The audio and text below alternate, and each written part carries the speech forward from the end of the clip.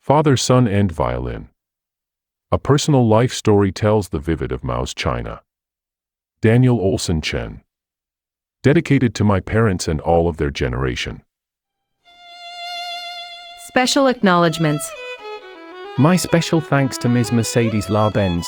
Without her encouragement and inspiration, hard work in editing, artwork and her publishing assistance, this book would never have been made public. Father, Son, and Violin. Chapter 24, The Journey of the New China, Communist Version. 1. Stay at Mimi's place with Aunt.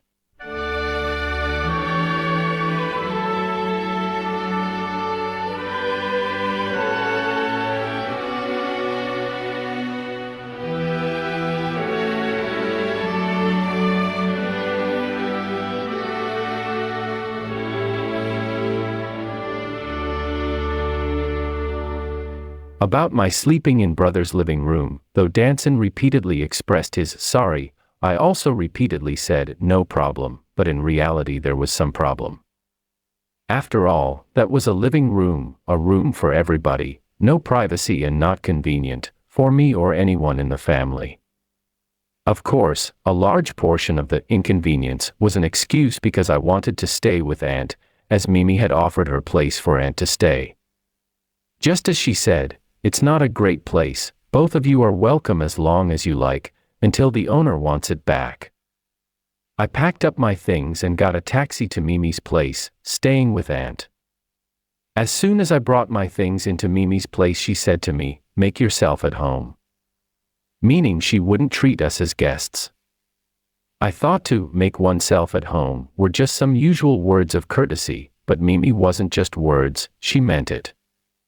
So from then I had to worry about the everyday living for Aunt and I, for instance going to an open market to buy food, relying on my own judgment to decide if the meat was water injected or not, that vegetables were not covered with pesticide, etc. The result was always negative, the difference was only in the quantity or level of how much poison we took into our bodies. I would have to cook for Aunt too, as well as wash her clothes, since she was extremely busy with her big brother, my father, and endless other things. Every simple thing in the West could be very complicated in China, things as basic as buying a bottle of good medicine or a naturally raised chicken. Somehow it felt good, as I believed it was my turn to repay, not completely but partly, what Aunt did for me when I was little, really little. Mimi went to work every day and Aunt was seldom home. I felt that was home, when with Aunt. Sometimes I got really bored and thought about going out to visit some of my former colleagues and friends in the music field. But every time, just before I was about to go out, I felt embarrassed, so afraid of what they would think of me if they found out that I, who used to be the concert master, supposedly the best violinist in town, now, not only was I in no symphony orchestra, not to mention having an Oscar or Nobel Prize, on the contrary, turned out to be a self-employed, small shop owner and craftsman. However, what I didn't know was that the whole world had changed. What I worried about was just my outdated prejudice. In reality, people had all become more and more realistic and practical. Making money had become the priority. Very different from the past, my colleagues weren't staying at home practicing, but out at work, teaching, running from place to place for performances. If they had known the scale of my income, they might be very much envious. Knowing I wasn't the only one who had changed my life course due to unforeseen reasons, might have been the best psychological comfort and balance for me.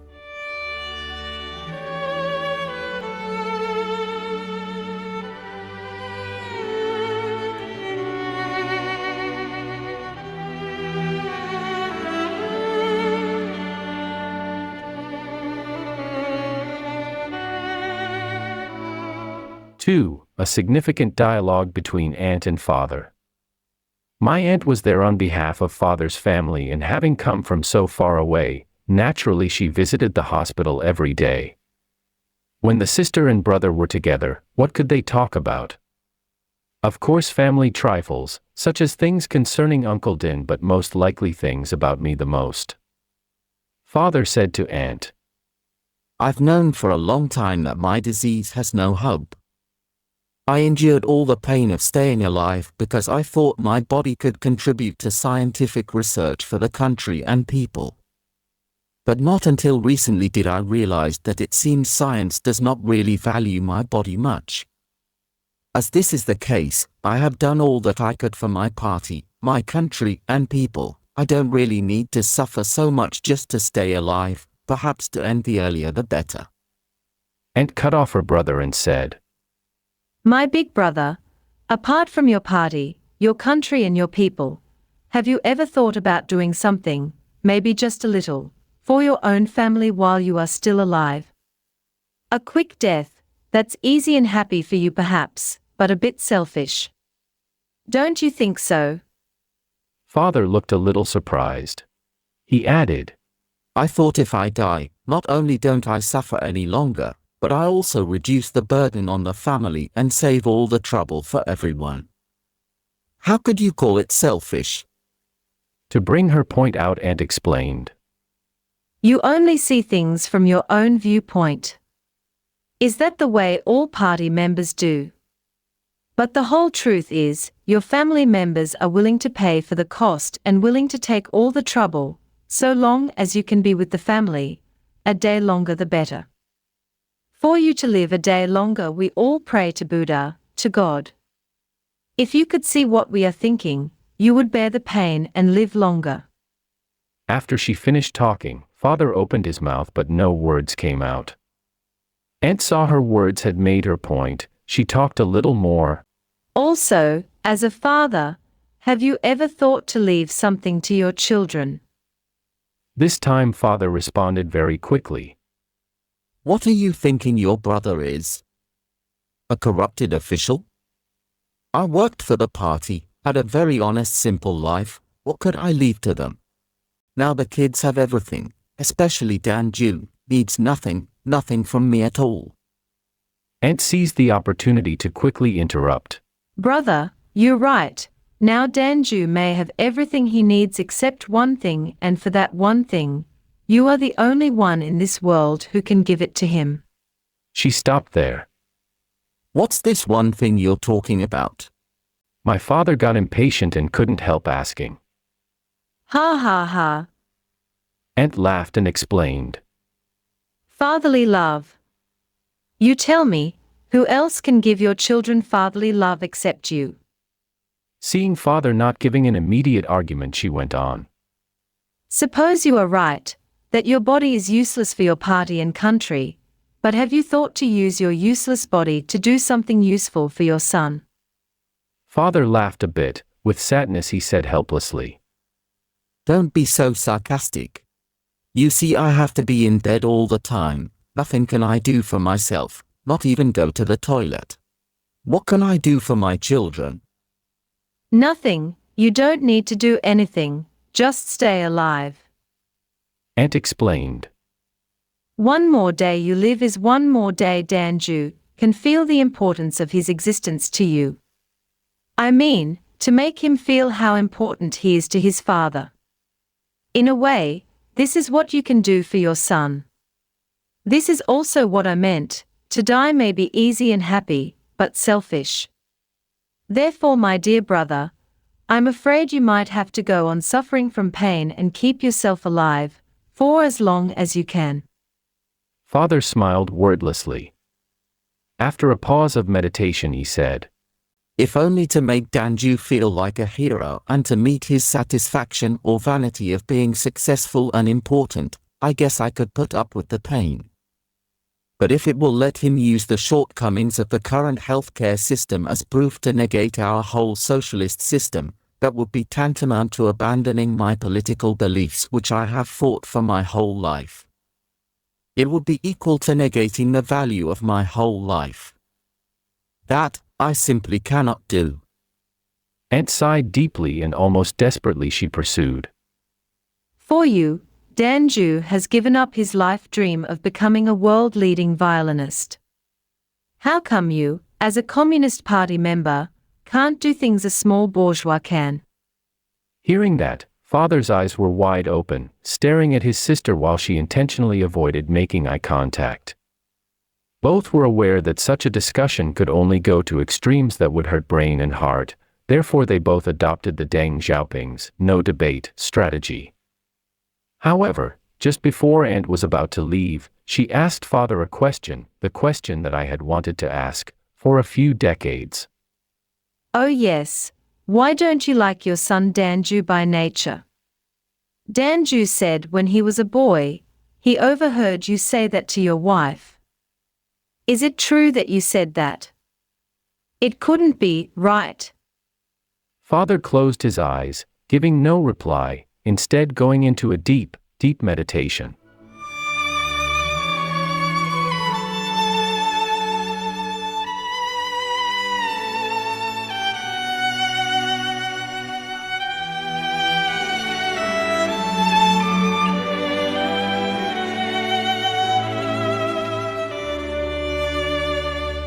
Two weeks had passed. One day, Pangaea phoned me to go to the hospital to see Father, repeatedly explaining it was at Father's request.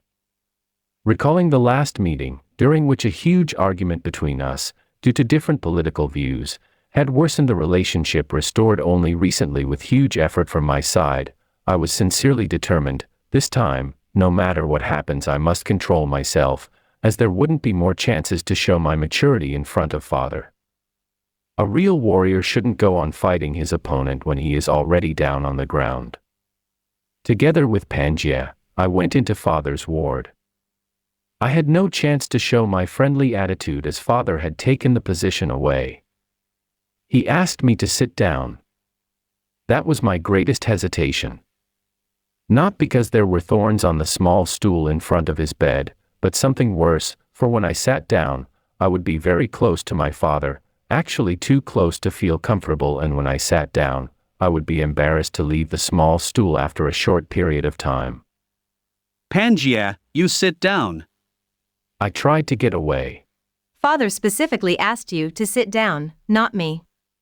Pangaea said as she pushed me down on the small stool. Then I understood that me sitting there was planned. As if rehearsed, as soon as I sat down, Father nodded to Pangaea. She quickly and skillfully took a letter from Father's pillow and handed it to me. Read it, loudly. Father ordered. I looked at Pangaea for help as she walked toward the door. That left me no choice but to pull a thick letter out of the envelope. When I looked at Pangaea again, she had closed the door, from outside. 3. A true communist viewpoint towards the new China, Father's letter to Uncle Din.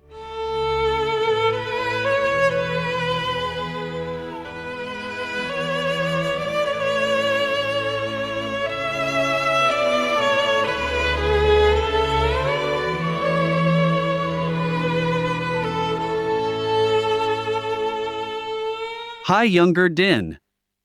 To have received your letter was beyond my expectation, a pleasant surprise. Just Hi, younger recently, Din. I have also been thinking To of have those things received you your mentioned letter in was your beyond letter. my expectation, a pleasant surprise. Just recently I have also been thinking of those things you mentioned in your letter. I wrote it down partly to answer you, to exchange ideas and do some rethinking, and also partly to show my respect to you. Indeed, since 1946 I joined the revolution and walked away from home.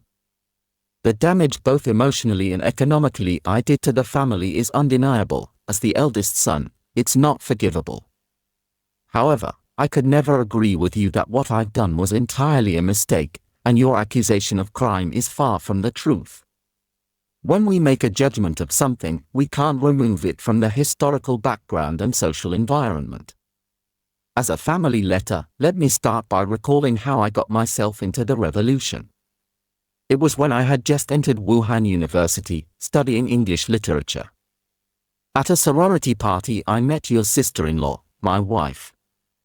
By then, she had already participated in the party's underground activities. Her purpose of coming to the sorority was to find more people to join the organization. I fell in love with her at first sight. In order to get closer to her, I found an excuse to borrow revolutionary books from her. As I said, it was just an excuse, so to be honest, in the beginning I was not interested in Marx or Lenin, only reading a few pages to cope with questions from her. But she was very smart. Every time she lent books to me she would leave something in some pages, a hair of hers or a leaf from a tree, or some pencil marks. That forced me to read the whole book, page by page. Gradually I became absorbed by the contents of the books and started to consciously study Marx's theory. In order for this not to affect my English studies, I found some English versions of Marx and Engels related books. Worried they would be found, as at the time any Marx-related books were forbidden, I wrapped the cover with Shakespeare. I can still clearly remember how one day one of the headmasters took my book in his hand, turned a few pages, obviously not understanding English but pretending he could, saying, "That's a very good book, I myself have read it twice already." Just like that, I knuckled down studying the revolutionary books. I became so serious that it even made my wife jealous, saying that I regarded the books as more important than her. I was in my early 20s, the young man in his early adulthood, the period of time for his political ideology formation. Marx's Das Kapital made me question the society's system of private ownership. Let us briefly recall the modern history of China. In the Qing dynasty, many Chinese elites and intellectuals criticized the Qing government, saying the poverty and backwardness of the country was the result of corruption. Therefore, the only way to enrich China was to overthrow the Qing dynasty. As a result, the Chinese people made a revolution and the Qing government was overthrown. But the continuator of the Beiyang government still could not make China rich and strong. Therefore, once again, the Chinese people organized to overthrow the Beiyang government and established the Republic of China. But after decades of rule by a government led by the National People's Party, still, China was no richer or stronger. This cruel fact gave me such an answer. The problem was not that the governments were no good, but that the private ownership social system was no good. Therefore, the only way to make China richer and stronger was to overthrow the private ownership social system and establish the public ownership social system. The three people's principles: 1. Nationalism, 2. Democracy, 3. People's living, by the National People's Party was proposing to overthrow imperialism along with feudal warlords and establish a bourgeois democratic republic. However, China was an agricultural country. Therefore the bourgeoisie's strength was simply too weak. It was Mao Zedong who combined Marxism-Leninism with China's practical situation to create a series of theories about how to lead the Chinese Revolution and establish the people's democratic dictatorship. This is what we call Mao Zedong thoughts, and that was Chairman Mao's greatest contribution to the Chinese people and the Chinese Revolution. Different from the majority of poor people who participated in the revolution simply for the purpose of overthrowing landlords and tyrants to get some land for a better life, I, like many intellectuals and elites, took part in the revolution because I understood and believed the theory of socialist public ownership as scientific and advanced, one that would lead China in the inevitable direction of human development. In short, it was because I believed Mao Zedong thoughts, and in the great Chinese Communist Party being correct, that I joined the party and put my whole heart into the Chinese Revolution. The Chinese Communist Party's rise and the fall of the People's National Party after World War II proved the correctness of my choice. As I had chosen my side with the proletariat class, I did feel shameful of our family at the time. Although our father was not a big landlord, but after all, self-employed and small land renting, does not belong to the worker peasants class nor the revolutionary class. Therefore, to transform myself into a true Bolshevik, the very first thing I needed to do was to betray my past and the family I came from. Just like all other Chinese Bolsheviks, I too started to hate our family, hate the education I had received and hate everything about my past. That was the real reason I lost contact with you all, just like all other typical untrue revolutionaries. Now let's talk about the ideology of socialism. Whether it is good or not, we should let the facts speak. Since in your letter you listed a lot of bad aspects of our party and country, I will also list some indisputable facts to illustrate how our party led the nation from the old China, the one poor two white, we were poor and had nothing, to become a complete, independent, industrialized, powerful, new China. Before the liberation of 1949, the Chinese modern industry was almost zero. We couldn't even produce a matchstick. Remember how we called the match a foreign match, so it was also foreign oil, foreign nail, foreign bucket, foreign cup. Almost everything had a foreign in front. But after the liberation, we first engaged our industry in the Northeast region. We manufactured our own aircraft, automobiles, heavy machinery, precision instruments, as many as 600 projects. We built the new Wuhan-Yangtze River Bridge, as well as more than 30 railways linking most areas of the country. Within 10 years after liberation, we built 2 iron and steel bases in Wuhan and Baotou and oil fields in Daking, Shengli, and Dagang. By 1965, we were basically self-sufficient in oil supply. Our electric power industry also grew very fast, so that within 10 years electrical supply increased by nearly 70 times in countryside areas. In addition, more than 8,000 kilometers of new railways were built, including Baotou-Lanzhou Railway. High technology also developed very quickly and successfully. In the year 1964, we had our first atomic bomb.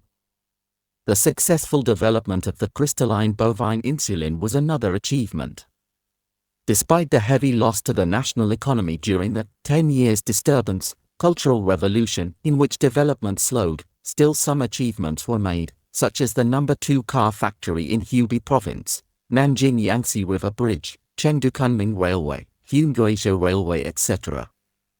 In national defense technology, we developed our own missiles as well as the hydrogen bomb and an artificial Earth satellite. Since the 1980s, reform and open door, and the party giving priority to the agricultural sector, grain and cotton production have steadily increased to No. 1 in the world. In industry, we have some projects that have reached the world's most advanced technology, such as Baoshan Iron and Steel Base, Jizhuba Dam Project, the Daya Nuclear Power Station and the Beijing Kowloon Railway, and in recent years, the Sanxia Dam Project and Qinghai Tibet Railway. The foreign trade and cultural exchanges also have a new face. We have joined the World Trade Organization. Science and technology, education and culture also flourish. The living standard in both urban and rural areas have improved significantly. In space industry innovation, since 1979 we have successfully tested long-range rockets and built Shenzhou V and Shenzhou 6 manned spacecrafts. If we look back through modern Chinese history, we were a nation always being beaten by foreign powers. However, since the establishment of the new China in 1949, we said farewell to that part of our history. We built a strong military and national defense. From the anti-US supporting the Korean War and other border conflicts with neighboring countries, we have never lost 1 inch of our land, maintaining the integrity and unity of our motherland. In the early 50s we were not very strong, still we did not succumb to the pressure of the Soviet Union by tying ourselves to their chariot. We defeated all the foreign anti-China forces of isolation, blockade, interference and provocation to our nation and consolidated our political independence, courageously saying no to the world powers. During the fall of the Soviet Union and drastic changes in Eastern Europe and the world, we withstood the instability and passed the test. Our nation now proudly stands among the leading nations of the world. In the education field, before liberation, China was one of the world's most illiterate countries. Today, China has basically eliminated illiteracy. To follow Deng Xiaoping's policy in 1983, in which education must face modernization, the world and the future, universities reformed the entrance examination system. University enrollment increased from several 100,000 to several million students. In the diplomatic aspect, our government firmly carried out Comrade Mao Zedong and Zhu Enlai's foreign policy, opening a new era in our diplomatic history.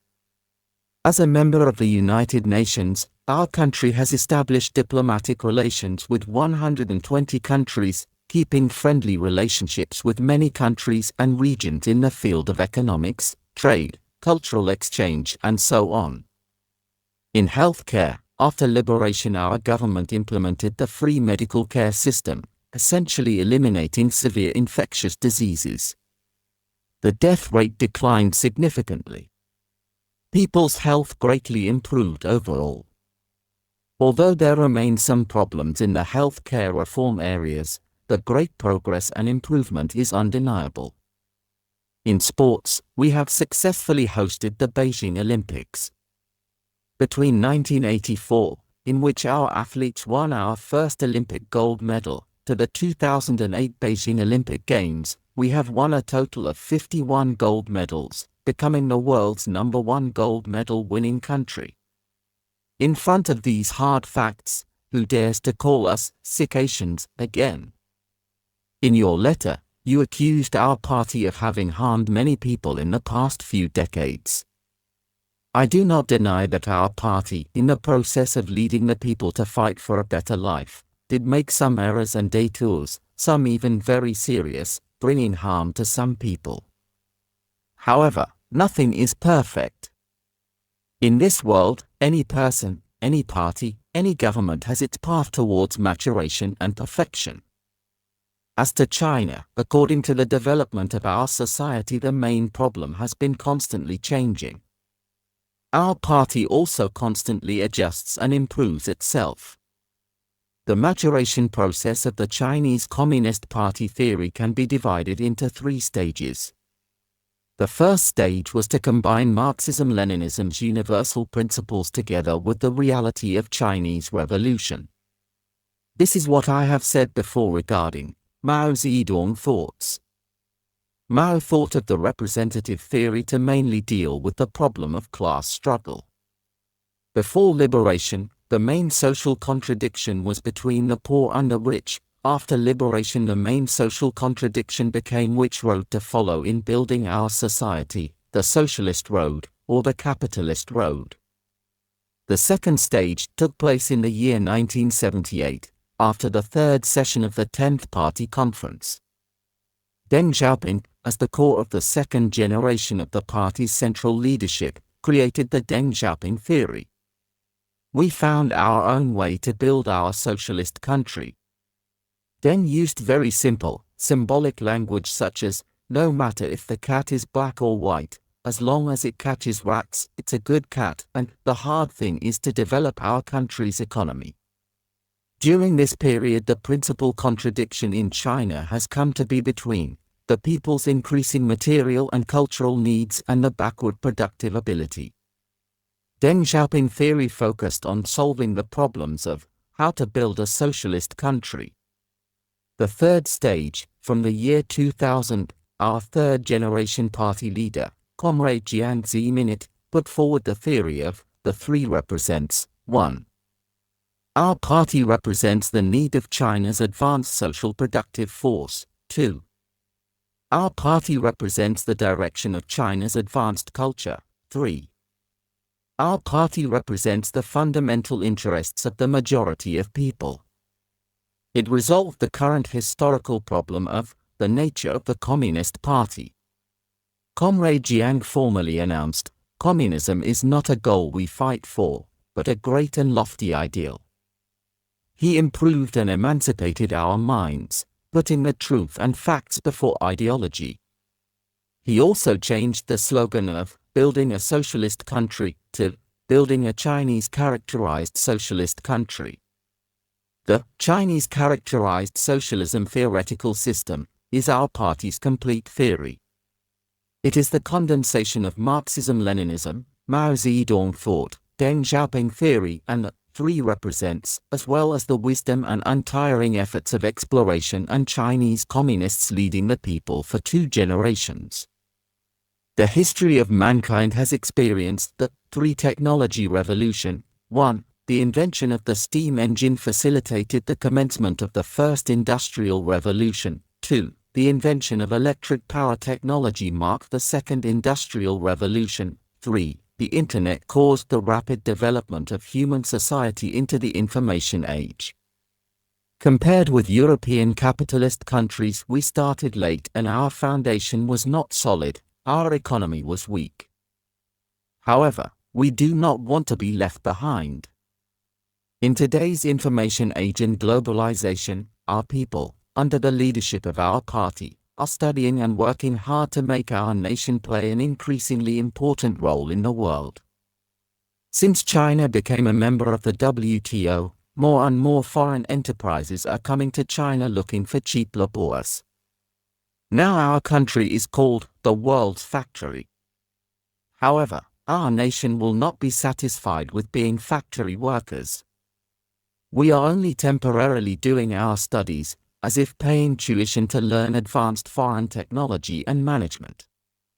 We, eventually, will make our own brands and be proud to move from made in China to created in China, so that we can gain the most profit and maximum economic benefit. We will be in an invincible position among world competition. So far, I have given so many adequate examples of the greatness and correctness of our party.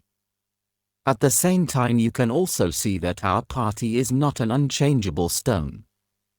In fact, from the political policy to the members of the party, for different needs in different periods of time, we have been changing continually and accordingly. Our party in the past, at present and in the future, will continue correcting our mistakes, adjusting our course, ultimately leading the Chinese people toward prosperity. The whole world, only in the period of history with the Communist Party in power, has seen an independent, powerful, modern and strong China. As a CCP member, I wish to say a few more words about our party. Our party is composed of the elites of our nation. This fact will never change. In China, there is no other political party which can compete with the Chinese Communist Party. So, no matter what changes occur inside the party, now or in the future, as long as it doesn't change the title, the Chinese Communist Party, it cannot be replaced. In other words, the party can be changed, but cannot be overthrown. So, as the old saying goes, only to be a party member can one save China.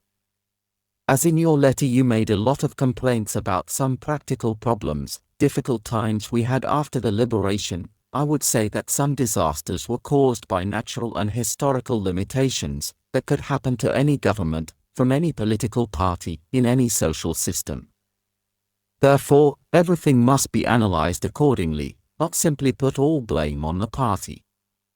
Although our party has to continue exploring and adjusting itself, I can already foresee in the future of half a century, China will have a huge change, will become one of the world's most important countries.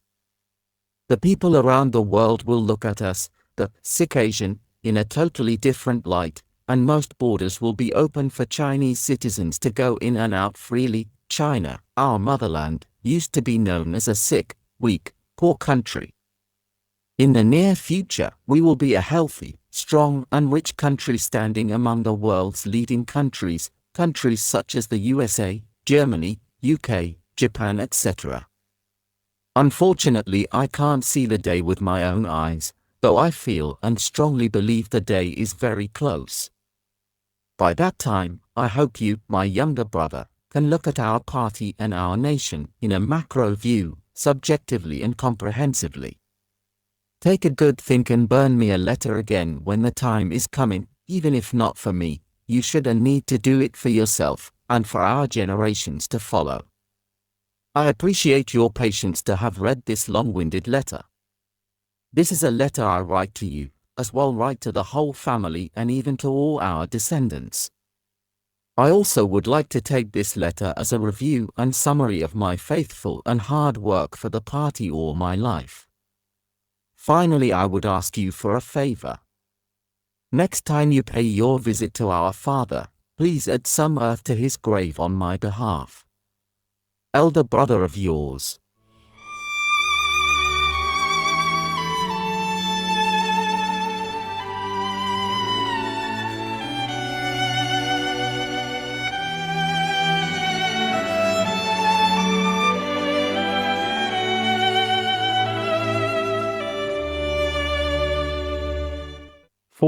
My last battle with father. At last I finished reading such a long letter. I handed it back to him. But he gave no indication of taking it, instead looking at me as if waiting for me to make some comments. How could I make any comments on such a long, political editorial? Especially when much of the information appearing in it I had never heard of or thought about before. The more important thing was, before I came to the hospital I had already made up my mind, this time, no matter what is going to happen I will endure, because there wouldn't be much chance left for me to show my maturity in front of father. Seeing me saying nothing, father couldn't help asking, "What do you think? Any suggestions?" I didn't expect father to talk to me in such a discussing tone. I blurted out, "What you said, you certainly have your point." Hearing that, father released some tension that made his face look much more relaxed. At this moment, Pangaea walked in. I suspected she had never really gone away, but waited outside the door. Despite Pangaea's arrival, father didn't move his eyes from me and said something vague to me. "What?" I leaned in a little, my ear to him. Baba asked you to help him turn around. Pangaea immediately interpreted. Looking at my hesitance, Pangaea pushed me away and said, Let me do it, I'm experienced. I asked my son. This time father's words were clearly discernible, startling Pangaea. How could she be not startled? For all these years, Pangaea had been much closer to father than any of us brothers. Father talking to her like that was extremely rare. Though I was still hesitating as to whether I should help father make a turn or not, I realized that that was not for me to choose, or to put it another way, it was unavoidable. I stood up and clumsily embraced the pile of bones of my father's. Just about to help him make a turn around, unexpectedly father hugged me tightly. I was shocked. Unconsciously I tried to get away, but gave up at the same time. I seized this rare opportunity to ask the question that would have haunted me the rest of my life. "Baba, why you don't like me by nature? Is it because I don't resemble you, like a sheep's daddy, seeing his little sheep does not resemble him and gets frightened?" Father didn't answer my question immediately. He used the last of his strength giving me a tight hug, and then gently released me. He paused for a moment, with a faint smile followed by a deep sigh. He shook his head, then patted me, telling me the reason why he didn't like me by nature. That reason stunned me. If this were a TV drama, now should be commercial time. My father said, "It was not because you don't resemble me. On the contrary, it was because you resemble me too much. Aside from how you look, your character and temperament are just the same as me when I was young. Say, your nature of showing off, individual struggle, fighting to be rich and famous, those bourgeoisie thoughts, just like me before I took part in the revolution. Seeing all the old habits and foul problems that I got rid of through years of hard reform, appeared and proliferated all in you. How do you think I would feel? Therefore, when I said I disliked you by nature, nature was not you, but me. Now, you see, when I said I disliked you, was actually I disliked me, myself." Father paused a little, with a smile, one of the very few but the nicest smile I had ever seen from his face. He added, "Remember that song? Home, Home, Sweet Home, was my favorite too when I was young. And also was the song, I Captured Your Mother." He started to hum the melody of the song, Home, Home, Sweet Home. Hearing the familiar melody that caused all the happenings, I was choked. I found no words to portray how I looked in that scene and the scene of the whole. The mystery in the deep of my heart was then solved. I once again hugged my father, with decades of accumulated emotions gurgled into tears. Father was also immensely stirred. It was then, on that spot and in that moment, the father and son both realized and felt, family is the most beautiful thing in the world. If this is a movie, now is an emotional high climax, and should increase the background music, with a series of flashbacks, the sound of a moving train being overshadowed, recalling the scene when I was 6 years old, the first time father took me on the train from Xinhua to Changsha, overlapping the scene that father took me on his bike, riding me to school in snow when the water flowing out of a crack in my rain shoe turned to be ice, jumping to the scene that I was tailing a smoking adult for the moment to pick up his cigarette but to give to father. The next scene should be at my 12th birthday. I scared my parents by asking them to buy me a violin, and the final scene would be father smashing my white violin that I made by my own hands, into pieces. In short, to put carefully selected touching, moving scenes together, back and forth, to make the cinema into a pond of tears. If the drama, father and son, ended at this point, it could be a happy ending. But very unfortunately, when I got up about to leave father, he pointed to the letter he wrote to Uncle Din and said to me, "Go make a copy for yourself and write some comments, let me see." Until then I hadn't realized that the letter father wrote to Uncle Din was only part of it. In fact, it was more meant for me. It seems I couldn't get away if I didn't make a clear and specific position. I forced myself to smile a little and then said, Baba, I really don't want to quarrel with you anymore. But it is you again pushing me, so don't blame me for it. I stopped smiling, slowly spitting out. Honestly, most of what you wrote in your letter, such as your revolutionary principles or theories and so on, is just beyond my comprehension. I am just an ordinary person, a violin player and now a violin maker and repairman. My idea of life has never been high. When I was small, I only wished to suffer a little less from coldness and hunger, every mealtime hoping to have some real and decent rice instead of cereals mixed with wild grasses, and on a rainy day to have rain shoes that wouldn't leak, in the cold winters to have a cotton-padded jacket to keep me warm. When I grew up, I just wanted to live a life with less spiritual suspense and the freedom to sing the songs I liked, to play a melody on my violin that I loved, and be safe to say things I wanted to say, with no need to always worry someday a political punishment would suddenly come to my head. Today, although I live in a foreign country, I still pray for my brother and that the shares he buys don't suddenly drop becoming valueless. Pray for my sister-in-law to get her wage safely, fully, and on time every month, and that she won't suddenly be out of job. Pray for my friends returning home from work not to suddenly find themselves forced to move out due to a demolition, and more importantly that people can afford to send their children to school and the elderly can afford to have medication. Seeing me get more and more vigorous, father's already ugly face twisted, becoming even worse. He raised his hand, sorry, he raised his bones and waved in the air, like an orchestra conductor to shut me up. Then gave a long sigh of despair and said, It seems you have a very deep-rooted prejudice towards your motherland. But in any case you cannot deny the facts. Father raised his voice, very solemnly saying, Who made you a violin artist? It was your socialist motherland that you dislike. And who made you from an artist into a businessman?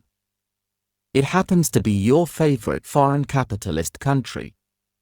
I stopped my father there, as I couldn't wait to make my point.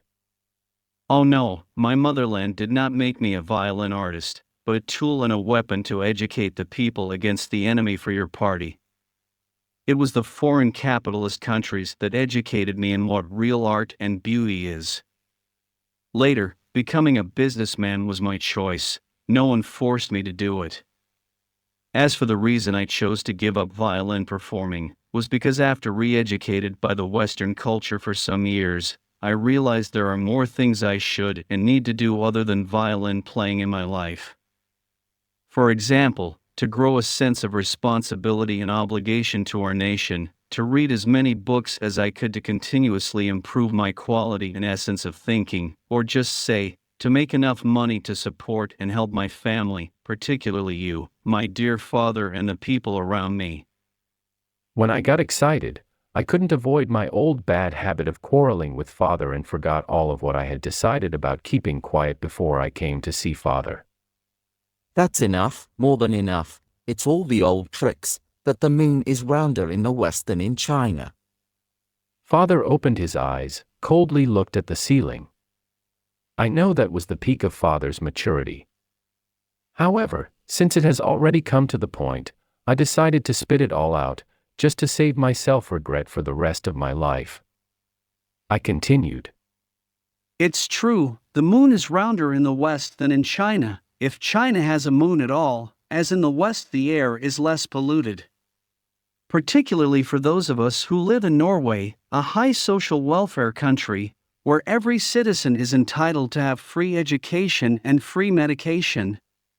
Everyone's human rights and freedom are protected by the law, freedom and rights including giving up living as an artist and choosing to be a businessman. I quickly expressed my deepest feelings and thoughts before father could make any action. The biggest difference between the people in the West and China is, people in the West can choose and control their own lifestyle and destiny, while the life of Chinese people is basically controlled by the hands of bureaucrats, at least in the first few decades of the new China. So tell me, as a human being, what is different from a slave, if one is not allowed to live in a place one wants to live, or not allowed to learn something or choose a favorite profession, but has to do things told to do? Father Wadeened, closed his eyes, never meaning to refute. I hope this time he was speechless, not just employing the Deng Xiaoping trick and playing no debate.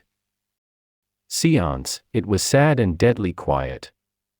At this point I obviously felt the small stool that I sat on, growing thorns and getting longer and harder, making my ass feel pain.